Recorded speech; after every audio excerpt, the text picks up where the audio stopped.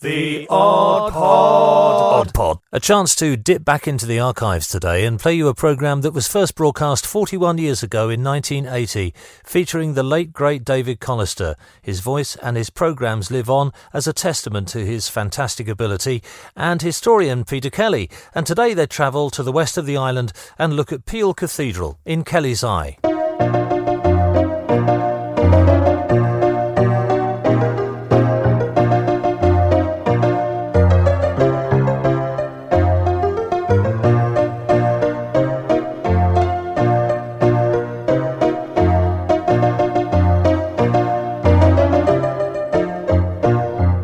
What's Kelly's Eye looking at today? Well, perhaps it's unusual, David. I'm looking at a set of gates. An unusual set of gates, cast iron, although I'm afraid to say part of the gates are of recent construction. The pillars between the gates are in cast iron, and they've got a sort of Gothic tracery motif in. The tops of the pillars, the two centre ones, have had gas lights on, of which the brackets are still there, and the end two have two rather large balls. It's all painted red, and it's leading up a drive to a church, and we're in Peel. In fact, not a church, but a cathedral, they say. Well, it's now a cathedral, yes, built originally as a church. But the gates, I'm afraid I can't tell you where they're made. I'd like to tell you they were cast by Gellings Foundry, but I can't find any marks on them.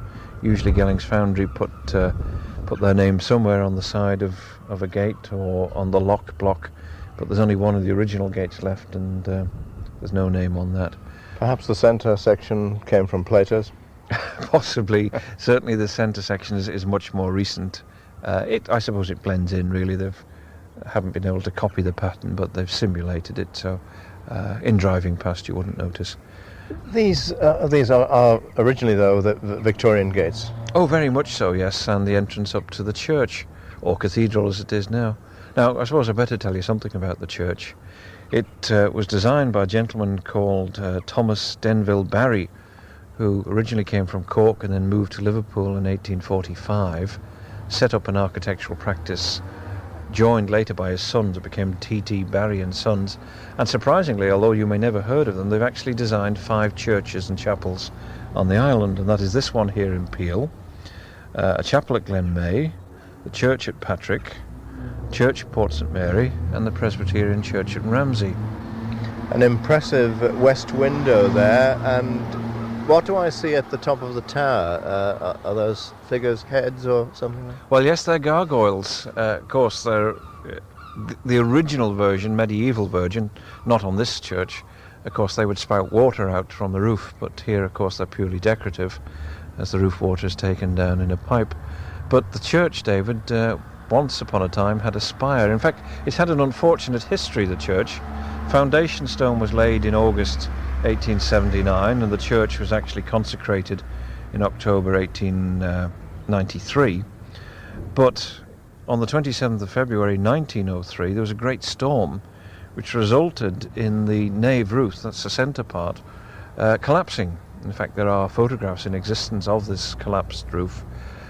They set to, they raised money, they re-roofed the church, and then lo and behold, just a few years later, in 1907, it was decided that the wooden spire, there was also a wooden spire on Braddon, had to come down. The foundations of the tower were insufficient, so they had to take the wooden spire down and rebuild part of the top of the tower, and in fact, some of the stones from the base of the old spire are still to be found in and around the grounds of the church.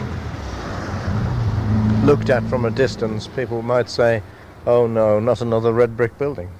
No, it's not red brick, of course. It's red sandstone, and local sandstone too, apart from the carvings on the top, which are probably from St Bees Head, and on the windows to which you've referred. It's very large, though. Is that something like its original size? What, the church? Yeah. Oh yes, very much so.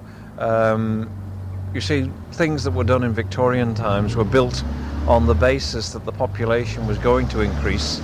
The towns were going to get bigger, and of course you got this in Douglas St Mary's Church when that was built in 1859, or opened in 59, was far too big for the Catholic population. But of course there was this great influx of visitors, and the same too here in Peel. There was a great potential, as with Ramsey, Port Eyre and Port St Mary, for a visitor increase. But as we've seen, particularly in Port Erin on the promenade, where you get many gaps between the houses, it just didn't take off, and therefore they didn't get the promenade they deserved. So a lot of these things were built in anticipation of an increase of congregation, not, of course, as it's gone, which is a general decrease. Still, it's left a very impressive building here in Peel, hasn't it? It is, and in fact it's surprising if you go down Michael Street and then down some of the small, what you'd almost call alleyways, streets leading off, you can actually see the spire, or the tower, from down there, which when you're up here in Athol Street, you wouldn't for the life of you think that it could be seen anywhere other than in the immediate vicinity. What height do you suppose that tower now is? Well, now you've posed me a question. I have to keep looking at 6 feet and going 6, 12, 18, 24, 36. You're probably 60 feet or something to the top. We'll settle for that. It'll do me, David. The Odd Pod. And don't forget, the Odd Pod is available to download wherever, whenever you want from Facebook, Twitter and Spotify. Or you can subscribe for free at manxradio.com.